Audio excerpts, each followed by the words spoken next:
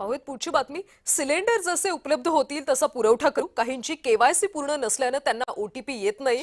व्यावसायिक सिलेंडर सुद्धा नियमानुसार देण्याचा प्रयत्न आहे। सिंधुदुर्ग जिल्हा पुरवठा अधिकारी विजय सहारे यांनी ही माहिती दिली।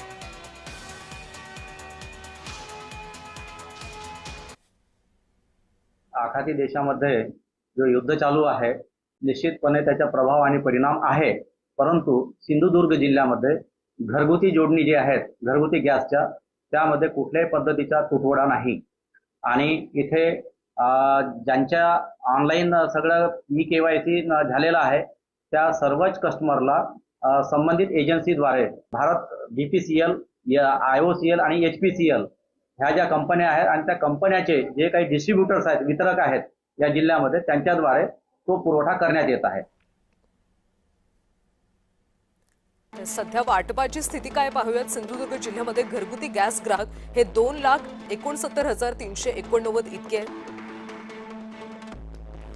घरगुती सिलेंडर कनेक्शन वितरणासाठी 20 एजन्सी कार्यरत आहेत। सध्याची घरगुती आवश्यकता 6,089 इतकी आहे। जिल्ह्यातले व्यावसायिक सिलेंडर ग्राहक संख्या 6,005 इतकी आहे। व्यावसायिक सिलेंडरची महिन्याची आवश्यकता 642 एवढी। सध्या व्यावसायिक सिलेंडर शिल्लक संख्या केवळ 36 इतकीच आहे। व्यावसायिक सिलेंडर तुटवड्यामुळे इंडस्ट्रियल भागातल्या एकूण 30 कंपन्या प्रभावित झाल्याचं पाहायला मिळतं। सध्याचे घरगुती सिलेंडरचं वितरण 4,410 लोकांना होतं। तर ऑनलाईन बुकिंग करणाऱ्या आणि रांगांमध्ये उभे असलेल्यांनाच सिलेंडर वितरण होतं।